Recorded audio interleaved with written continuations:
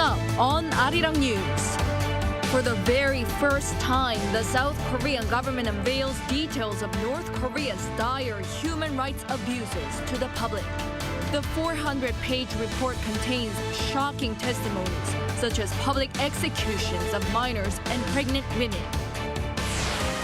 President Yoon stresses international cooperation to fight corruption as it threatens democracy and suppresses freedom.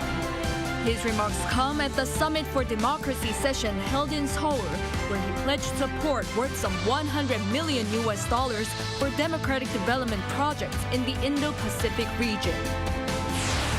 South Korea could soon be able to expand tax benefits for chip makers.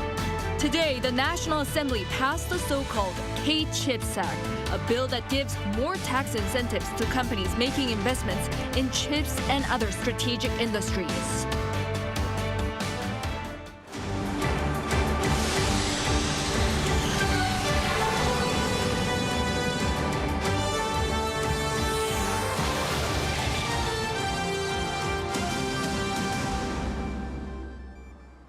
Good evening. It's 9 p.m. here in South Korea. Thank you for joining us on Arirang News. For the very first time, the South Korean government has made public the details of North Korea's dire human rights violations. The 400-page report contains testimonies of how people on the other side of the peninsula, even minors and pregnant women, have been deprived of their freedom to live, to relocate, and to express themselves. Our Unification Ministry correspondent Kim Mo-gyun leads our coverage tonight. The South Korean government is to reveal explicit details of North Korea's dire human rights situation to the public for the very first time. In a rare move, South Korea has shared the contents of a report detailing how the regime in the north have been abusing the rights of its people. The 400-page report includes vivid testimony from more than 500 North Korean defectors who came to South Korea from 2017 to 2022. The documents claim that people have been deprived of their rights to live, to choose their religion, and even to relocate. Also accounts of public executions even for offenses the regime considers less serious. People have been sentenced to death for not following COVID quarantine rules or for watching or sharing content from South Korea. The regime has not spared women or even children. The situation was even worse for prisoners, many of whom are known to have died of malnutrition, overwork, and physical assault. People's right to express their thoughts, their rights to privacy and to travel have also been violated due to strict surveillance. The authorities also conduct sudden checks on whether people are wearing the badges depicting North Korea's founder Kim Il-sung and Kim Jong-un's father Kim Jong-il, and even monitor their phone conversations. Some details in the report have been pointed out in the past by private institutions and international organizations. But Seoul's Unification Ministry says the fact that they're in an official government document in South Korea is significant because it reflects the Yoon Suk-yeol administration's determination to help improve such conditions. For the past 6 years, the annual report had been produced but not disclosed, and this marks the first time that it's available to the public. We hope that the release of the report will raise awareness of the situation in North Korea at home and abroad and lead to stronger local, private, and international cooperation aimed at promoting human rights in the regime. The ministry says it hopes the report will lead to change in the way North Korean authorities exert control and vowed continued efforts to guarantee humane lives for the people in the north. The report was revealed to the press Thursday and will be made accessible to the public from Friday. The government plans to release an English version of the report as soon as possible for international audiences. Kim Mo-gyun, Arirang News. At a Summit for Democracy session held in the South Korean capital today, President Yoon Suk-yeol stresses international cooperation to fight corruption that puts democracy at risk, while pledging to earmark some $100 million to support democratic development projects in the Indo-Pacific region. Our top office correspondent, Oh Soo-young, reports. South Korea will champion freedom, human rights and the rule of law in the Indo-Pacific region, supporting democratic development projects worth some $100 million over the next 3 years. That's according to President Yoon on Thursday, as he addressed ministers of Indo-Pacific countries at a hybrid regional meeting of the Second Summit for Democracy, co-hosted by South Korea, the US, Costa Rica, the Netherlands and Zambia. At the meeting organised by Seoul, Yoon highlighted the need to fight corruption and disinformation, defining them as forces that threaten democratic processes like decision-making and hinder the freedom of citizens. He called for the need to strengthen democratic norms and institutions in order to defend freedom and human rights on both domestic and international levels. Yoon noted that South Korea has improved anti-corruption laws and established a digital criminal justice system. On a global scale, the president said Seoul's shared vision for democracy and prosperity is a way of repaying the global community for helping South Korea foster liberal democracy and prosperity over the past decades, from the ashes of the 1950 to 53 Korean War. 지원을 필요로 하는 인도 태평양 지역 국가에게 전자정부, 디지털, 기술 역량 강화, 투명성, 반부패 등 민주주의 증진에 기여할 수 있는 분야에서 향후 3년간 1억 불 규모의 개발 협력 사업을 추진하겠습니다. Furthering such efforts, Seoul will host the third Summit for Democracy, according to a joint statement by Presidents Yoon and Biden on Wednesday. The two leaders called South Korea's democratic institutions a beacon of strength in the Indo-Pacific and said that citizens have an enduring commitment to government transparency, effective checks and balances, and laws that are responsive to public needs. First launched in 2021 by President Biden, the Summit for Democracy aims to reinforce freedom, civil and political rights in democratic societies amid the rise of authoritarianism. Beijing and Moscow's foreign ministries have criticized the latest virtual event, accusing Washington of fueling ideological divisions by framing them as autocratic powers. Oh Soo-young, Arirang News. In related news, as key speakers took part in the regional meeting today in Seoul, topics centered around the issue of corruption and ways to fight against it for a more sustainable future.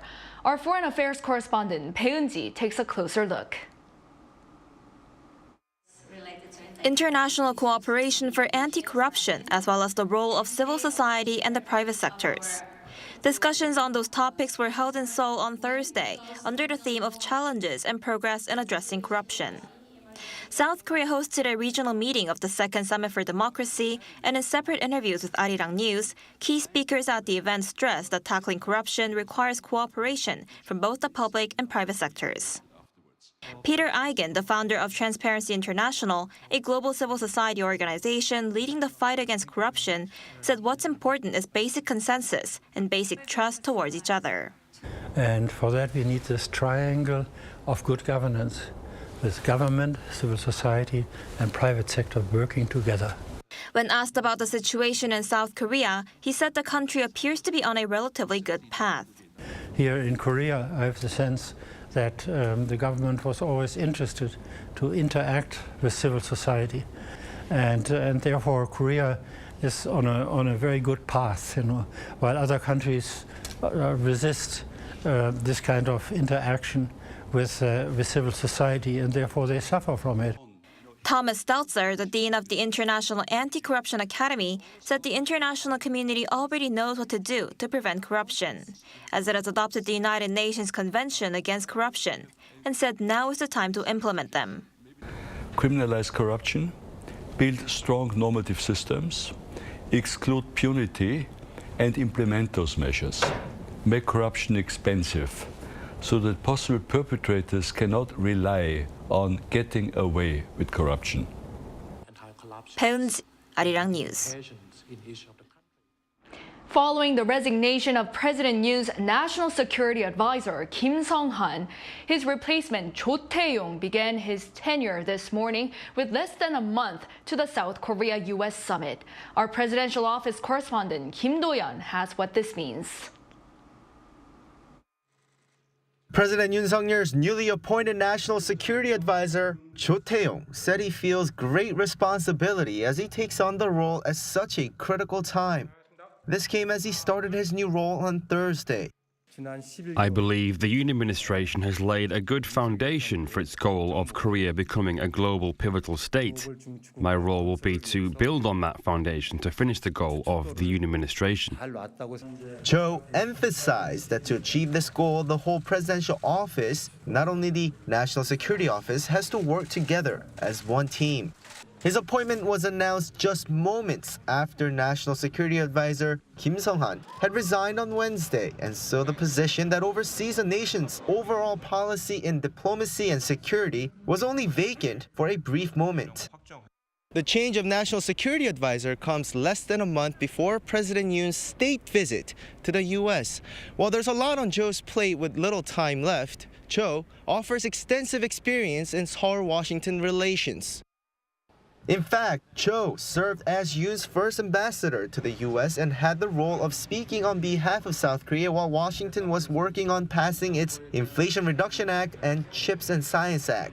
Before that, he entered politics as a lawmaker for the ruling People Power Party, sitting on the Parliament's Foreign Affairs and Unification Committee, as he had served as former President Park Geun-hye's Deputy Director of the Office of National Security and served as a first Vice Foreign Minister. He also has participated as Seoul's representative in the Six-Party Talks in 2013, an effort by nations in the region to stop North Korea's nuclear development process. In the meantime, President Yoon appointed his first Vice Minister of the Foreign Affairs Ministry, Cho Hyun-dong, as his new ambassador to the U.S. According to a foreign ministry official, the process of the U.S. accepting a new top diplomat takes a few weeks with no clear set time, but given that the summit is coming up, the process could be expedited. Kim Do-yeon, Arirang News. The United States report on Japan's human rights in 2022 points out that Tokyo's approval of history textbooks remain a controversial issue for the 16th straight year.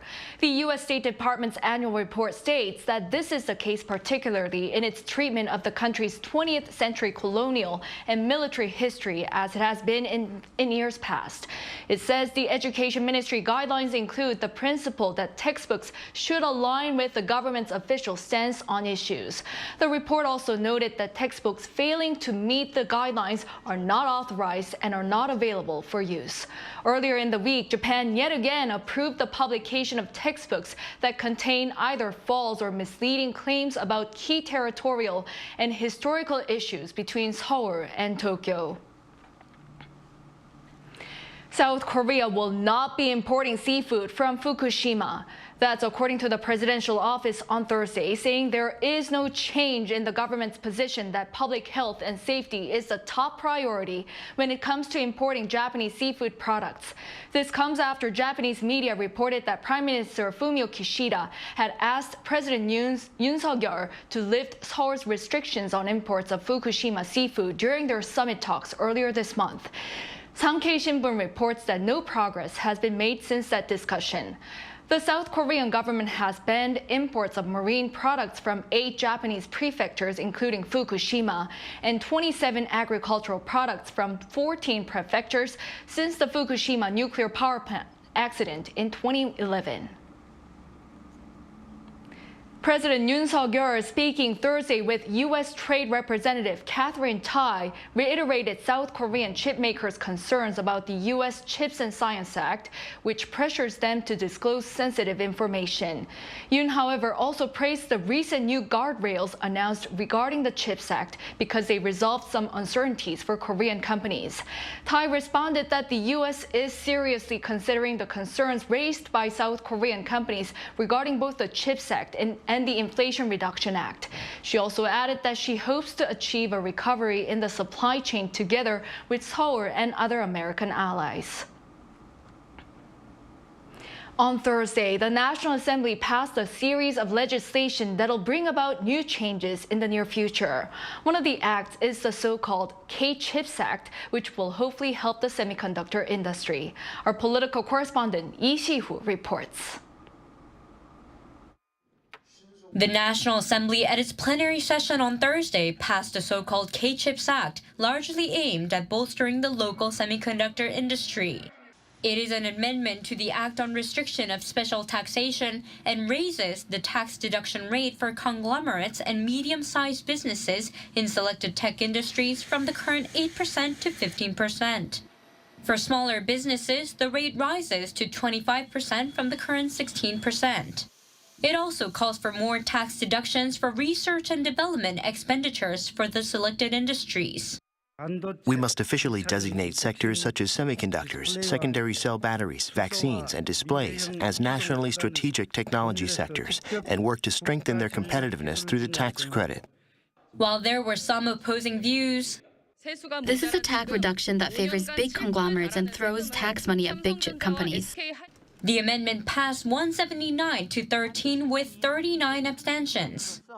Meanwhile, Speaker Kim Jin-pyo appointed lawmaker Kim Young-ju to lead the Committee of the Whole beginning Thursday. Lawmakers in the committee, convened for the first time in almost 20 years, will discuss the issue of electoral reform for the next 2 weeks. Let's institutionalize governance so that we can go beyond the politics of conflict and division and instead pursue politics based on conversation and compromise. Parliament passed numerous other pieces of legislation, including an amendment to the Framework Act on treatment of foreigners residing in the Republic of Korea. The amendment aims to clarify the institutional basis for the nation's Migration Research and Training Center, which conducts studies on policies for foreigners. The ruling and opposition parties agreed to open another extraordinary session for April. This is expected to include 3 days of government interpellation and 2 sessions for handling other business. Lee Si-hu, Arirang News. Also on the local front, business sentiment rebounded this March after months of decline amid a global slowdown. According to the Bank of Korea this Thursday, the business survey index in March across all industries rose to 72 points, marking the first rebound in 7 months. The index among manufacturing firms also saw its first rise in 4 months, jumping by 7 points to 70. The rebound in sentiment is being linked to continued investment in manufacturing facilities by companies despite slumping chip sector amid prospects for an improvement in the second half of the year. However, a reading under 100 means the outlook is more pessimistic than optimistic. Malaysia seeks to cooperate with South Korea in the economic sectors amid global supply chain issues. South Korea, too, highlights the importance of bilateral ties in green energy and the digital economy. Our economic correspondent Lee Tae-yong met the Malaysia trade minister and files this report. When many countries look to the West for their development, there is a country that turned towards the East. It's Malaysia, South Korea's third largest ASEAN trade partner. This year marks the 40th anniversary of Malaysia's Look East policy, a strategy to seek cooperation with East Asian countries for international benchmarking. Investments from Korea itself into Malaysia since 1983 is close to $10 billion US dollars. It's grown a lot and it's growing fast. It's important. We have been working together when it comes to investment and trade, especially in the area of E&E, electrical and engineering, semiconductor, and also petrochemicals. The two countries are now discussing ways to expand economic cooperation in a variety of sectors, including the digital economy, climate change, and green energy. Well, one area of cooperation, in fact, I was with my counterpart, the Korean trade minister, is to ensure that we have restart our discussion on bilateral FTA, right? We also talk about opportunities to have more cooperation on the digital side together with on sustainability. So some of the collaboration includes sharing of knowledge between our academics, between academia. With countries around the world facing a global supply chain crisis, the minister says Malaysia is looking to work with Korea by rerouting the supply chain, or what he called friend-shoring. relocate, and people are calling it friendshoring, reshoring, right? And in fact, some countries are onshoring again.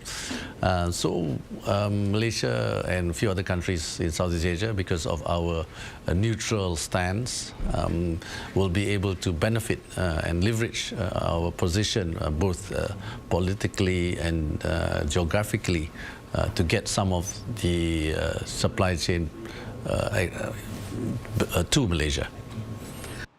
Malaysia's GDP saw strong growth of 8.7% on year in 2022, the biggest rise since 2000, making the country an attractive place to invest in. South Korea sees Malaysia as an important partner in renewable energy and works together on a clean hydrogen production project. South Korea's trade ministry had also urged Malaysia to support Korean companies that invest in Malaysia's energy and EV battery sectors, while aiming to cooperate on stabilizing the bilateral supply chain. Lee Dae-hyun, Arirang News. South Korea plans to launch its first homegrown space rocket, Nuri, for its third mission sometime between mid-May and late June. According to the Ministry of Science and ICT on Thursday, the launch plan was approved by the Presidential Science Advisory Committee following the rocket's successful second test firing last June. The Korea Aerospace Research Institute, which leads the Nuri project, had initially proposed a launch date in early May, but the schedule has been delayed due to the late delivery of satellites that are to be loaded onto Nuri for the mission. The exact date will be set next month. Nuri will carry a total of 8 satellites, including the country's second next-generation small satellite and 4 satellites developed by the Korea Astronomy and Space Science Institute, codenamed SNIPE. There's more dismal findings on the climate crisis. Today, the Korean government released its 2022 climate change report that reveals much abnormal weather patterns here in the nation.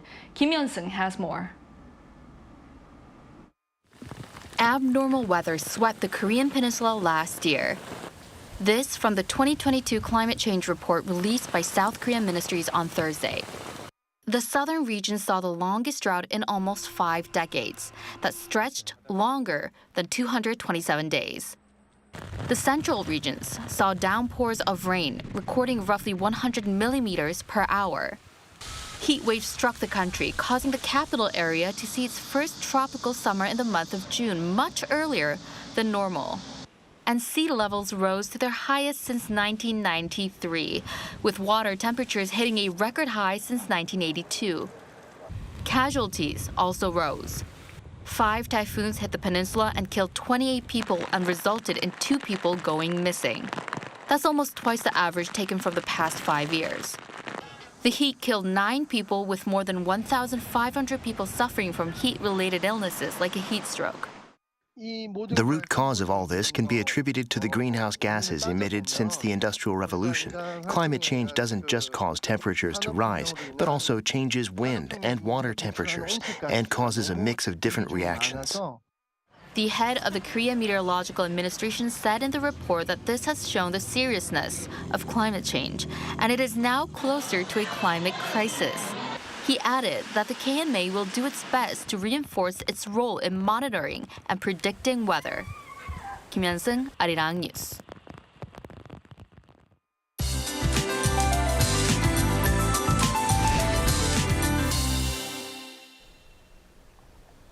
More unseasonable heat is on the way for tomorrow. In fact, overall readings will keep rising until this weekend.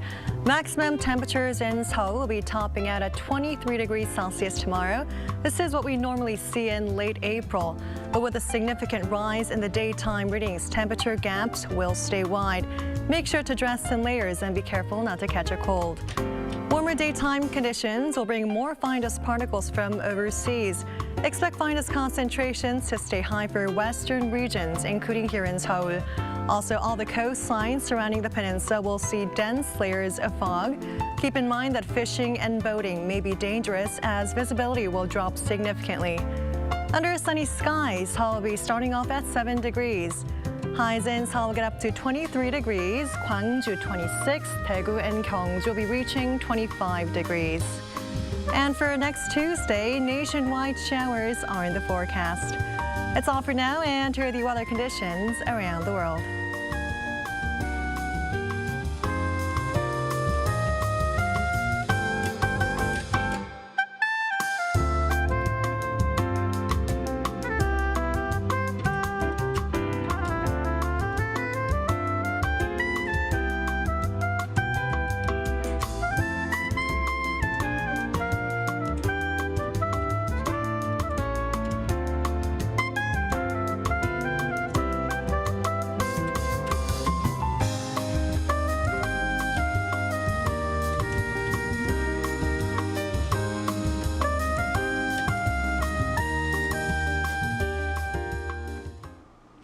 That brings us to the end of the newscast on this Thursday night. Thank you for watching. We'll be back tomorrow with the latest news. Have a lovely night.